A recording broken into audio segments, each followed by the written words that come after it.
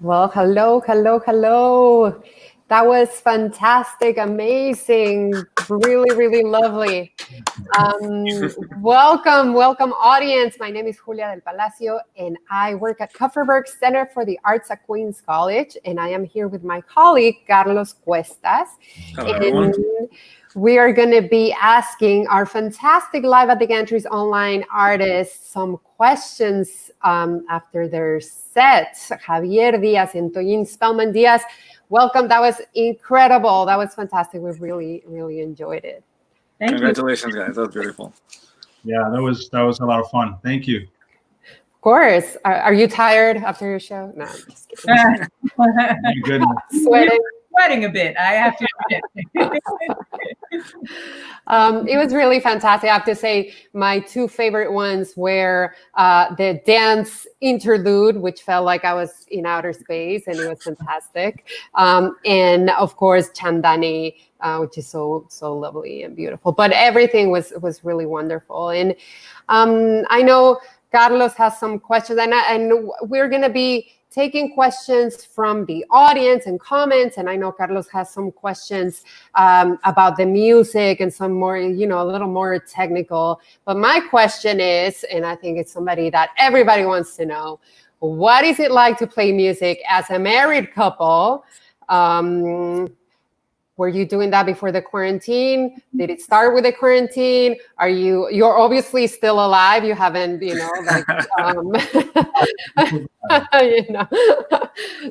killed each other because of, recording together. But tell us a little bit of your experience. How was that?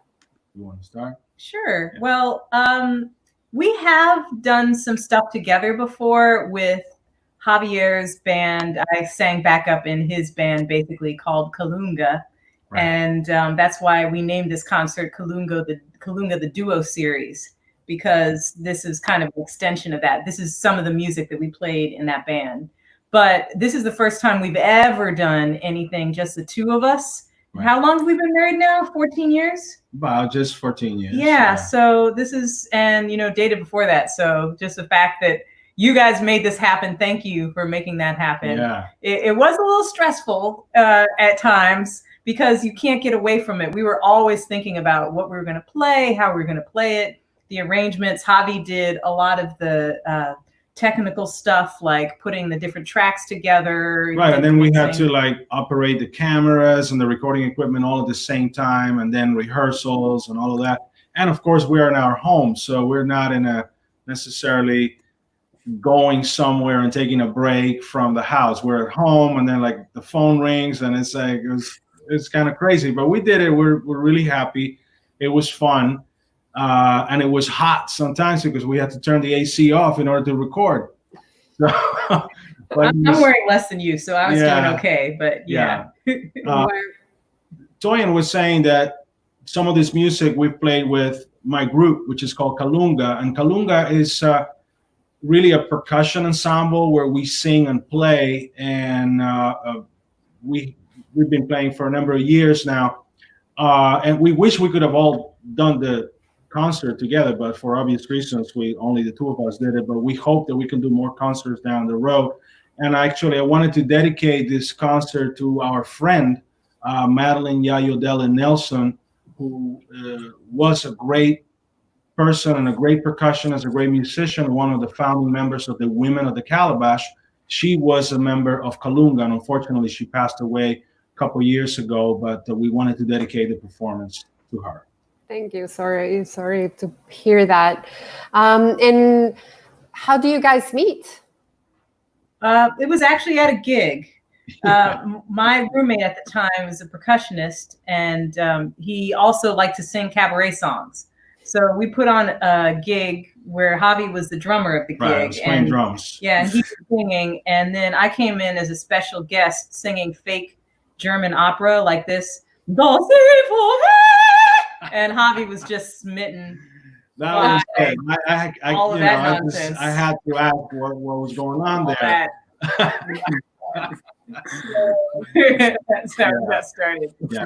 Well, sounds like you're an example of harmony and collaboration in these uncertain and challenging times. So, we should all in our homes channel that with our significant others and families. And, we try.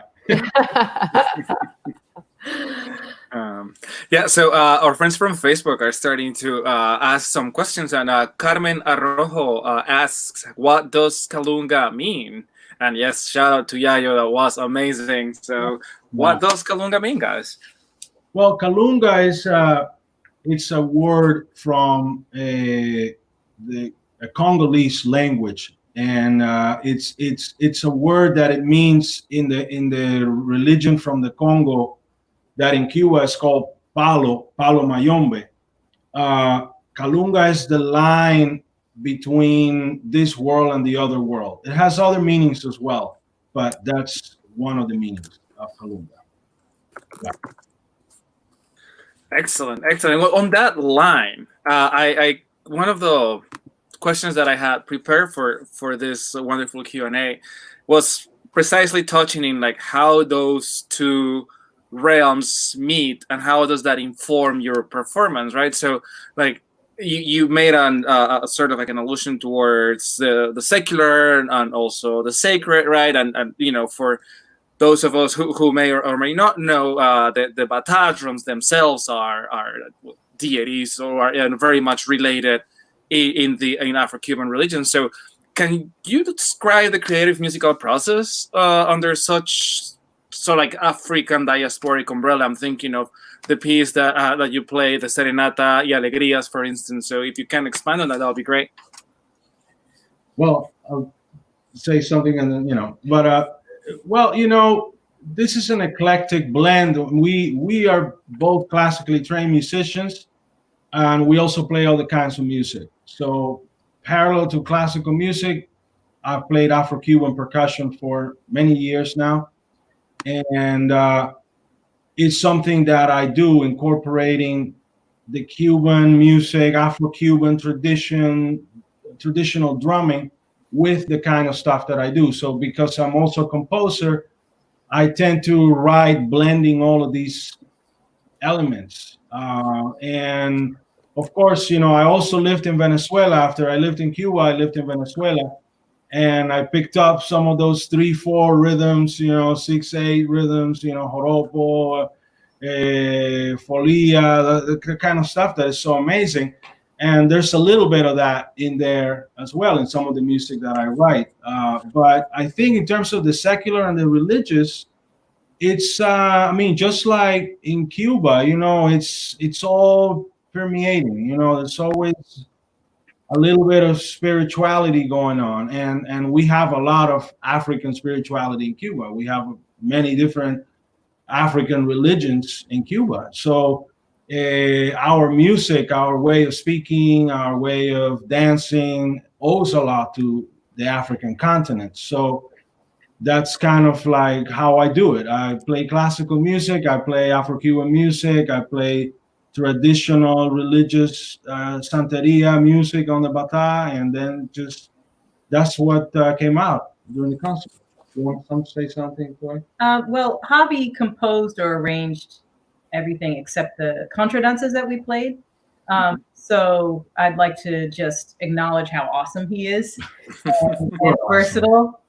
So that's one thing. But when we decided which pieces to play, we wanted to bring as an authentic of a mix as we possibly could. So there's the song Chandani, which was written for our daughter. And he actually wrote it while I was pregnant with her. So he was in that piece is a mix of him being really scared. There's a little emotive that goes, that's him being scared because he's about to be a dad. And a tip of the hat to David C there as well, I see. Right. So it was a very personal piece. It's kind of one of my favorite things he's ever written. And, there's a melody for her, our daughter, and then a melody for me. I'm the happy. And so we brought that. And then we also wanted to bring some of the traditional classical music from from the Latin and South America in, and that's why we brought in the contradances, because that is very much classical music, just like anything written in the late 19th century. So since we're classical players, Right. we decided to bring that in too. Yeah, and at the same time, those contradanzas are a blend of rhythms and harmonies. It's almost like a snapshot in time of Cuban music evolving, and then you just get these contradanzas, which get these very European harmonies, but something about the rhythms is just not European. So the way these two composers use the harmonies and anticipate the chords and all of that makes it already this sort of proto-Cuban music sound. So that's why I thought, speaking of hybrids and mixtures, that was a good thing to include. Yeah, absolutely. It's a really interesting historical musical journey that you provided. And Javier, I mean, and I think both of you obviously are talking a lot about rhythm, and you mentioned dance. And we have a question from the CUNY Dance Initiative. They say, wonderful work. What dance styles do you favor, and how does it inspire the music?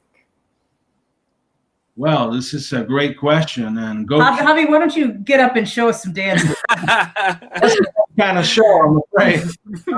But you know, go CUNY. You know, yes. I think dance. Speaking of music, I'm originally from Cuba, so in Cuba, speaking of music separate from dance and from song, it's almost like non-existent. Like you always have singing, dancing, and then the instrumental aspect of music. So in terms of the dances that we were doing, I mean, the contradanzas that we played, that was a dance in the 19th century. You had the contradanza, which was very much like stylized, you know, almost like figure dancing. And then the danza was a couple dance, you know, a little bit more Cuban in that sense, a little less European. And then the Batá rhythms that I played, there are ritual dances that go with those rhythms that in addition encode further meaning. So you have the meaning of the Batá drums, which are talking drums, and you'll hear a little bit about that in the masterclass or presentation coming after the Q&A.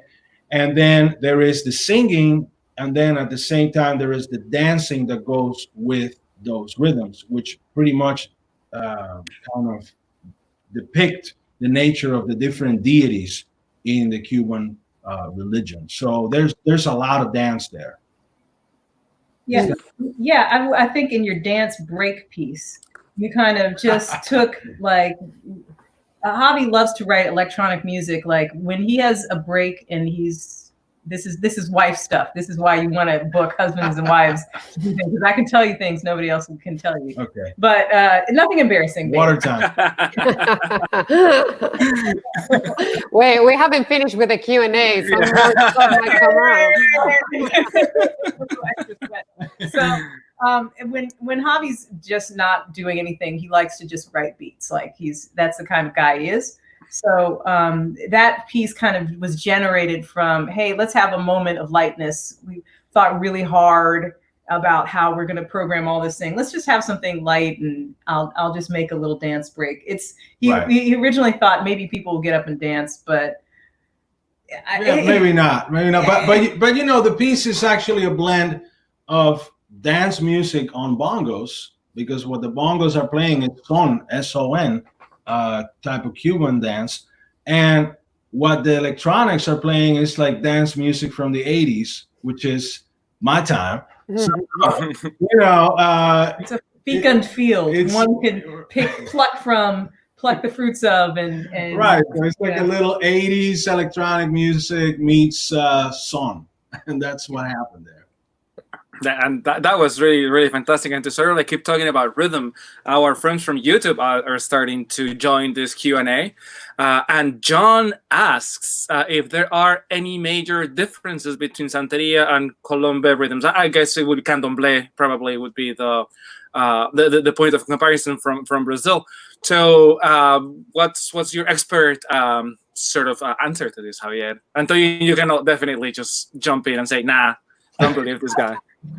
Well, all I have to say is that even though Candomblé, which is an Afro-Brazilian religion, and Santeria, which is an Afro-Cuban religion, both of them have to do with these deities called orishas from the Yoruba in Nigeria.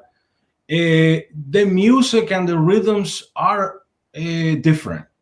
In Candomblé, they have these drums called atabaque, which are like long, tall drums you play with sticks. And then in Santeria, they have the Batá, they have the bembe drums, they have the shekere, they have, but what we have is different local expressions of earlier types of music that came from West Africa and Central Africa. So, I mean, the music has evolved in Cuba and has evolved in Brazil. So they have a similar flavor, but they are different enough that they're like cousins or siblings, the Candomblé and Santeria music and rhythms. That's great. Thank you, Javier. And there is a question from one of our YouTube viewers for Toyin asking, do you sing and perform standard jazz at all? Teresa is asking. Thank you for asking that, Teresa. No. I am in a wind quintet for a living. That's what I do. A group called Imani Winds. Shout out to Imani Winds. Imani Winds for life. Yes. I've been playing in that ensemble for 24 years now, and it's a how to explain 24 years of one's career. It's an ensemble that draws from many different traditions, but is based in classical music.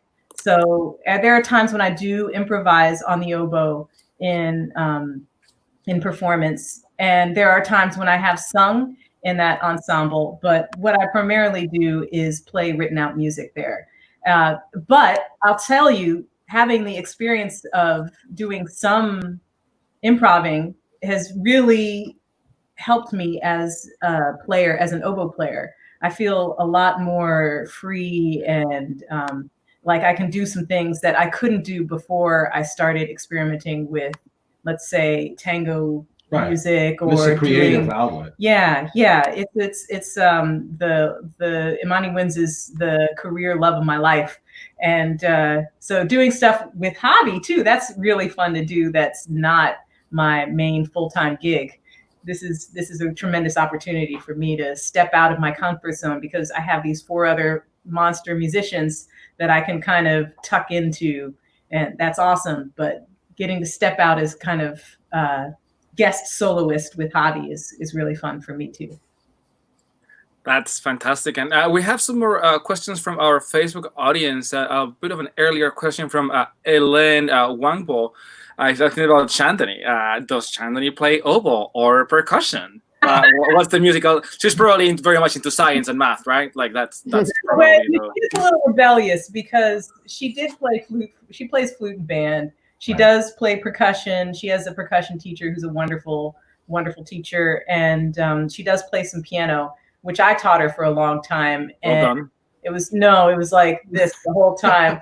So she's free to do whatever she wants. What she really likes is writing and theater. Yeah. So she does play some stuff. But she's very musical, but she really likes reading and video games. Well, creating stories and all of that. I mean, she's written stuff. She's written articles, and she's only 11. But she does have a great musical ear. She just doesn't necessarily want to do that at this time. It's a lot of practicing and a lot of it's a whole nother ballgame. Yep. Yes, it is. Since we're talking about Chandani, we have a question from the Shakedown Dance Collective on Facebook. They say, love how the story about your daughter plays into the making of the song that you wrote for her. Does she have a favorite part? Well, we were thinking about this arrangement. Like Javi was originally going to play some talking drum while we did this piece. And we were about to record. And I said, why don't we just try vibes instead? And so we did that, and then I was like, "What if you see this? I'm a backseat arranger. I can't do it, but I'll give you suggestions." She has great ideas. Yeah, so I was like, "What if we put a kalimba in there, and just the little thumb piano?" And what I want Javi to do eventually is to make an arrangement of that vibraphone version he did, vibraphone and bells and kalimba, and have it be a piece where people can play it with if they're doing it in recital or something, they could have just a relative play a part in it, just play the kalimba part. Yeah, that'd be cool. Yeah. So that's a long, I'm getting around to the point of that Chandi doesn't necessarily have a favorite part, but she loves that song. And we didn't have time for it for this recording, but we wanted to have her playing the thumb piano recording. So maybe next time. Yeah, maybe next year. Get ready. Yeah, definitely next time, and hopefully in person next time. Right. Yeah. So Alme Diaz says, "Congrats, my dears. I think it was really a wonderful set. We were so happy to have you. And tell us, just to start wrapping up, tell us, how do we found you? How do we found? I know how we found you. I know how we found you. Yeah. How do we find you going forward? Like, what, where else do you play? I know Imani Wind Ensemble, that's one. But tell us, social media. How do we hear more music? Yes. That you play? Well, I'll start. I have all my social media pages. But you can go to my website, javierdiazpercussion.com, and you can find all the latest performances and master classes and things going on. A lot of online things happening these days. Hopefully soon we'll be able to go back and play live. I also play on Broadway. I play on a show called Ain't Too Proud, live on Times of the Temptations. And it's a great show. We're hoping to come back soon to that. But you could find me playing with different bands, different groups. Hopefully Kalunga can get together and do something live soon enough. But all of that information is on my website, javierdiazpercussion.com. And you can find Javier Diaz Percussion on Instagram and Javier Diaz Percussion on Facebook as well. Right. Really, the place to find me is in my soul group, Imani Winds. We're a Grammy-nominated ensemble, and we have 6 CDs out. We're working on our 7th. And so you can find me at imaniwinds.com. I'm way up in there all through and through. So that's the best way to find me. I think that's good. And we're on Facebook and Instagram and Twitter as well. Perfect. So audience members, go and find them, because they're obviously incredibly talented and wonderful people too. We could chat with you all night. But speaking about master classes, Javier actually prepared a master class for you all in Batá percussion. So don't go anywhere. We're gonna say goodnight, but you stay and watch the master class, and get some dancing going, bang on your table or whatever you have going on. Thank you so much for joining us, and we'll see you next Tuesday at 7 p.m. Thank you, Javier. Thank you again. Hello, everyone, and welcome. My name is Javier Diaz, and I'm going to give a short presentation on Afro-Cuban Batá drumming. Batá drums are a family of drums that came to Cuba during the transatlantic slave trade. These types of drums originally were used in Yoruba land, where Yoruba people live, modern day Nigeria. And they were used in the worship of the Orishas, the traditional deities of the Yoruba people. Batá drums in Yoruba land were also used in the worship of the ancestors. In Cuba, Batá drums consist of 3 drums. The largest one is called the Iya, which means mother. And it's the one that calls the shots, the one that sort of directs the ensemble. The middle drum is called the itotele and is the one that answers the drum calls played by the iya. The little drum is called the okonkolo, and the okonkolo is sort of like the timekeeper for the ensemble. Together, the Batá ensemble create this really amazing texture of rhythms and sounds that can encode meaning. Batá use the different tones of Yoruba language to organize the different melodies in the drums, and they also follow rhythmic structures that are related to traditional Yoruba drumming. In Cuba, specifically, Batá drums also have to do with the concept of clave. And clave is, in Cuba, we think of clave as a rhythmic pattern out of which other rhythms can be built. For instance, there's a famous clave pattern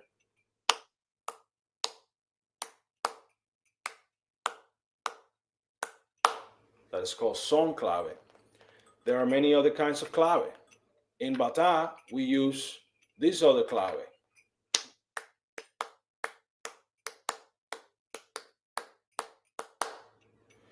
So Batá rhythms can be played for the orishas, these supernatural deities, these traditional Yoruba religion beings. And they can also be played in secular settings. There are two types of Batá ensemble: consecrated Batá and secular Batá. The consecrated Batá are known as fundamento and can only be played in religious ceremonies. The secular Batá are called abericula. As I said, these rhythmic textures, and those rhythmic textures are organized by calls and responses. The calls, as I said before, are performed by the lead drum, the ya, and they totally plays the answers. Sometimes the roles reverse though, but it's usually the ya, the one that calls the shots. I want to now demonstrate the different sounds that the three drums can make. This is the ya drum on my lap, and as you can see, there are some bells on the sides. These bells are known as chaworo, and they are part of the sonic nature of Batá drumming. In religious ceremonies, you're usually going to see Batá drums being played with the chaworo, and they are a sound in of themselves, so you can hear. There are two sides to the ya. There's the enu, which is the mouth, and there's the cha-cha, which is the higher sounding part of the drum. This is the cha-cha.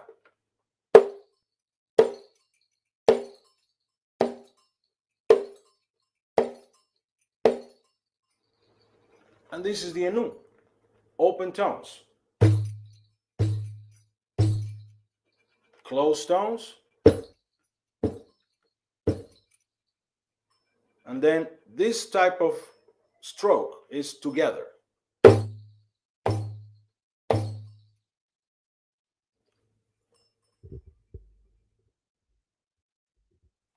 This is a simple iya pattern.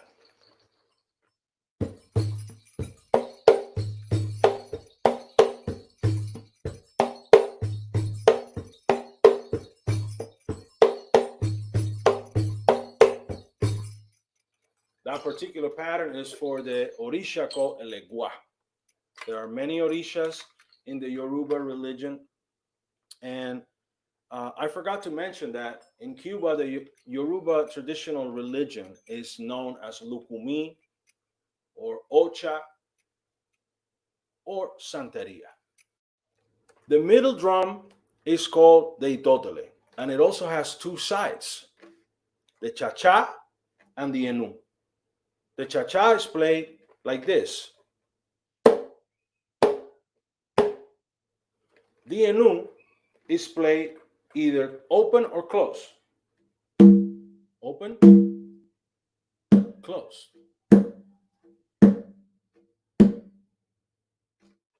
Finally, the third drum, the okonkolo, is like the child of the ensemble, and it keeps the ensemble together.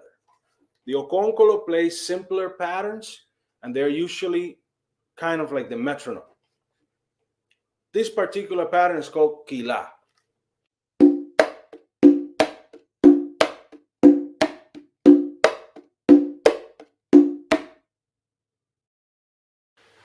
I would like to now demonstrate a rhythm for the entire ensemble of Batá drums. This rhythm is called Alu Banche, and it's a rhythm for the deity called Elegua, the path opener and the keeper of the roads. Alu Banche.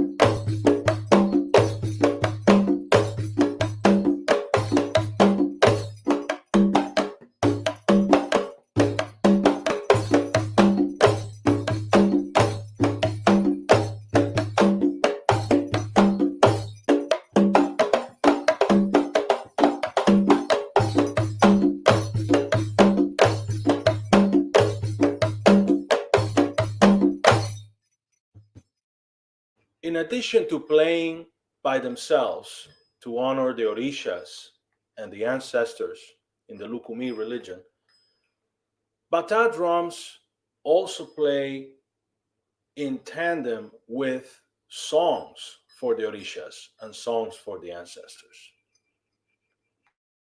For example, I'm going to sing a song for Elegua, the Orisha of the roads, and notice how the syllables of the song match the rhythm that the iya drum is playing. Here's a version of the song by itself. Ibarago moyuba, Ibarago agomo yubara, Omodeko nikosibarago, agomo yubara eleguae chulona. Now, let's try with the iya. Again, notice how the accents on the drums coincide with elements of the poetic rhythm of the song. Ibarago moyuba, Ibarago agomo yubara, omoreko ninkosibarago, agomo yubara eleguae turona. Ibarago moyuba,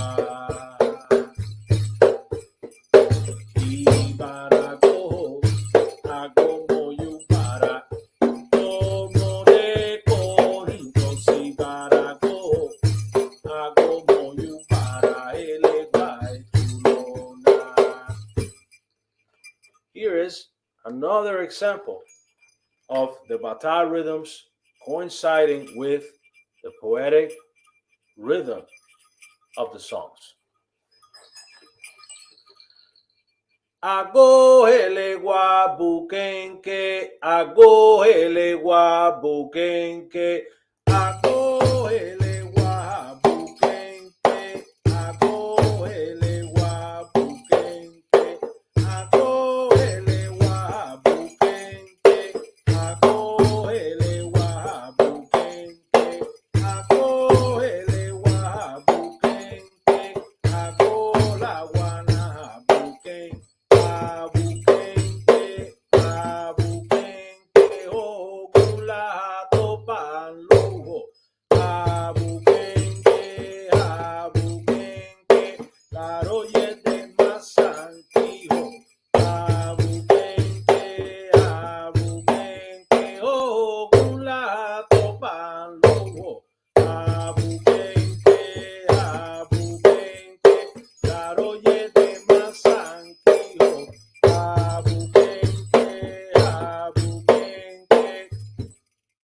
Thank you very much for watching this short presentation on Afro-Cuban Batá drumming. My name is Javier Diaz, and I will see you very soon. Take care.